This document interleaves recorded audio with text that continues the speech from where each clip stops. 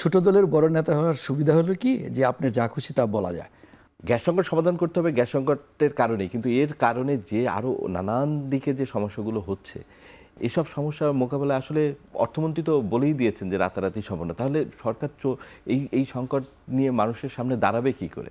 আপনার প্রশ্নের উত্তর দেওয়ার আগে আমি দু একটি কথা, আমাদের সহ-আলোচক মনিরা শারমিন অনেক কথার ফুলছড়ি ছড়িয়েছেন। ছোট দলের বড় নেতা হওয়ার সুবিধা হলো কি যে আপনার যা খুশি তা বলা যায়। আর সরকারে থাকার অসুবিধা হলো সরকারকে দায়িত্ব নিতে হয়। আর সরকারি দলের সংসদ সদস্য হিসেবে আমাদের দায়িত্বশীল কথা বলতে হয়, আমরা যা খুশি তা বলতে পারি না। উনি এর আগে উনি একটু আগে প্রথমবার, আমি কিন্তু কাউন্টার দেই নাই, প্রথমবার উনি বললেন যে পার্সেন্টেজ দেখেন, যখন 18 মাসের একটি অন্তর্বর্তীকালীন সরকার ছিল, প্রকারান্তরে পরোক্ষভাবে ওনারাই ক্ষমতায় ছিলেন, তখন কিন্তু এনসিপিকে মানুষ কিন্তু, আমি কিন্তু এটা বলতে চাই নাই, মানুষ national percentage party, commission party হিসেবে, ন্যাশনাল কমিশন পার্টি হিসেবে মনে করতো যে সব কিছুতেই সমন্বয়ক, যে প্রতিষ্ঠানেই যাক সেখানেই সমন্বয়ক, ন্যাশনাল কমিশন পার্টি মনে করতো। কিন্তু আমরা কিন্তু সেটা বলি নাই, বলতে চাইও নাই, কিন্তু উনি বারবার আক্রমণ করে চলেছেন।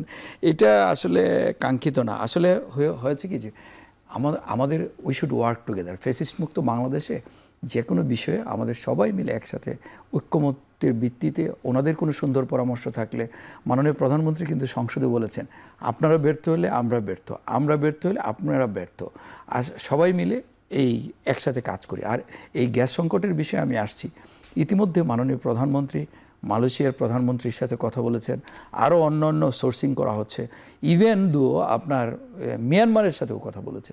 সুতরাং আপনি ধরেন আপনার পকেটে আজকে টাকা থাকলে বাজার থেকে যে কোনো জিনিস আপনি এখনই কিনে নিয়ে আসতে পারবেন।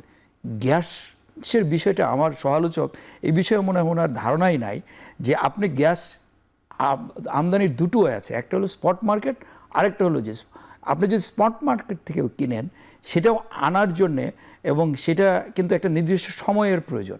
এটা কিন্তু এই 1 মাসেই চলে আসবে না, একদিনেই চলে আসবে না। আজকে আপনি যত টাকাই আপনি সরকার সেখানে ইনভেস্ট করুক, সেটার একটা চ্যানেল আছে, সেই প্রপার চ্যানেলে আসতে হবে।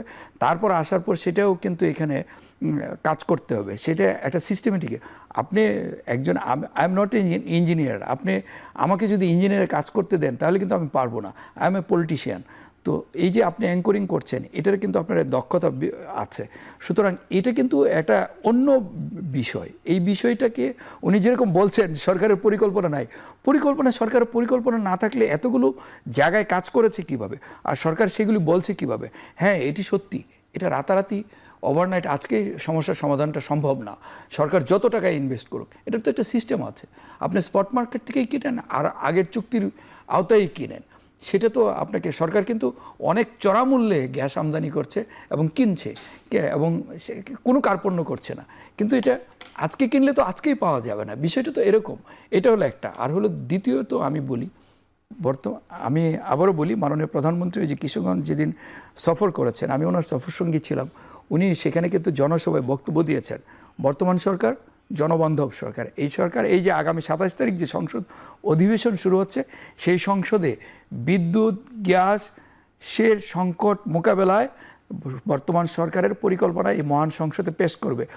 আর বিরোধী দল জনগণকে বিভ্রান্ত করার চেষ্টা করছে, বিভ্রান্তিমূলক কথা বলছে। আসলে তাদের কোনো পরামর্শ যদি থাকে, তা সরকার কিন্তু বলেছে ওনাদের কোনো মতামত পরামর্শ থাকলে দিতে সরকার সাদরে গ্রহণ করবে। সেই ক্ষেত্রে কিন্তু ওনাদের কোনো পরিকল্পনা হয়, ওনারা শুধু কথার কথা, বিরোধিতার স্বার্থে বিরোধিতা করছেন, কথার ফুলচুরি চড়াচ্ছেন। বিষয়টি এরকম না। এটা হলো এই সমস্যাটির সমাধানের জন্য আপনাকে কার্যকর, বা আপনার যদি কোনো মতামত বা পরামর্শ থাকে, আপনার যদি কোনো থাকে, সেটা আপনি দিবেন বা বলবেন, সরকার গ্রহণ করবে। সরকার কিন্তু আগের সরকারের না, এটা কিন্তু ফ্যাসিস্ট সরকার না, এই সরকার কিন্তু গণতান্ত্রিক সরকার, সবার কে কিন্তু গুরুত্ব দিচ্ছে। কিন্তু আপনারা সেই ক্ষেত্রে কিছু দিচ্ছেন না, সেইখানে কোনো মতামত নাই, আপনাদের কোনো পরামর্শ নাই, কোনো সাজেশন নাই। অথচ আপনারা ওই যে কি বলে, এখন তাওয়া কিন্তু গরম না, ঠান্ডা। সরকার খুব ভালো কাজ করছেন, জনগণ সন্তুষ্ট, সেই কারণে ওনারা কথার উত্তাপ ছড়াচ্ছেন। এই যা। ধন্যবাদ জনাব আখতারুজ্জামান বাচ্চু। আমাদের একটা বিরতি